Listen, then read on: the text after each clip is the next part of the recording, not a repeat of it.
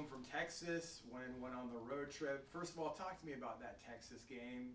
It was a rough start. Kind of looked pretty dire early on with the way Texas got up on you guys, but you guys battled back. You made it competitive by the end of the half, and then the second half, you guys pretty much took over. What more did you learn about your team, the resiliency you guys have to come back and win a game like that, especially on the road? I just feel like that we got a lot of fight in us. No matter how much that we're down, we got a lot of fight in us, and we're not going to give up. No matter what's the score or what's the circumstance, we're going to keep coming. What was your biggest takeaway from your guys' road trip up in Texas? I would say just being able to stay composed. Some things that I learned that we need to learn how to transition into the next game a little bit better, with a little bit more focus, and stop always starting the game off slow and stop trying to play from behind, because as we see, you're not always going to be able to catch up from behind. When you guys are clicking on offense, it seems like you and DJ have a good relationship behind the three-point arc. How's that developed throughout the season, and what's your relationship like with DJ? Me and DJ relationship go way back since I first stepped foot on campus. Me and him was kind of one of the guys. We just got our relationship through work, so we work with each other every morning, every night, every midday. So we kind of just be around each other all day. What did you learn about facing a team like Houston, arguably the top defensive team in the country? I know UCF is really good themselves defensively, but it was really tough for you guys from an offensive standpoint to get much going against those guys. What did you learn, and what do you have to do differently in the future against good defensive teams? Kind of just make the simple plays.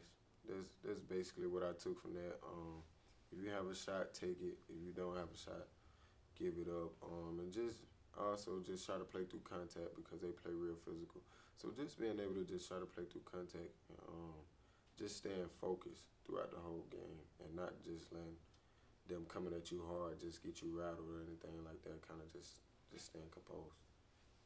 For you as a person, what kind of things have you learned from this conference? Is that it's a very physical conference.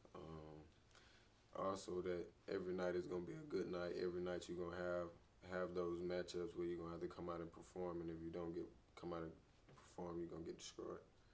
On that note, is every game a learning experience for you going through this league and facing different defenses and different talented players? Are you kind of learning every game about maybe what you need to do differently to elevate your game even more?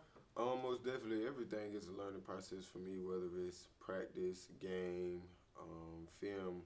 Everything I do, I take the same approach to every game. Just try to listen to the coaches and see what I can do better. After those games, I try to figure out the things that I could do better, or the things that I did bad in that game, and just try to fix it for the next game. So speaking of your next game, what do you know about West Virginia? West Virginia, they shoot the three very well, and right now I think they just knocked off Kansas not too long ago. So I know they're gonna come in with a lot of confidence. They're starting to get all their players back from that situation, from being injured, and also with eligibility. So it's gonna be a great game.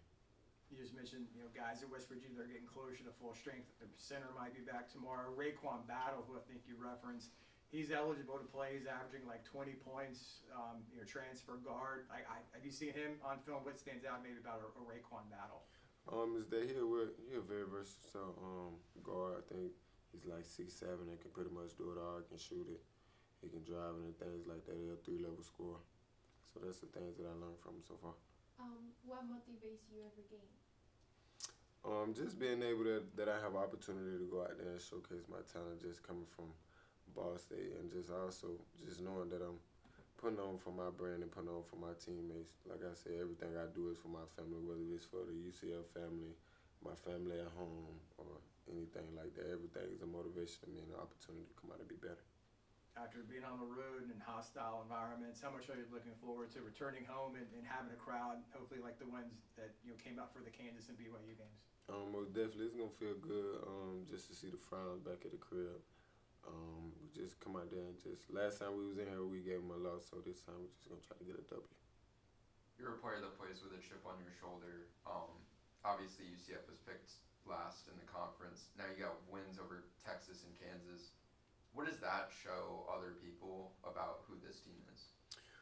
It's just that everything that comes out on social media is just someone's opinion. They have to put them out there. So, but it also shows that we're here to stay. We're not just one of those teams that just kind of like a pushover, just someone that is literally the 14th team in the country. I don't think that.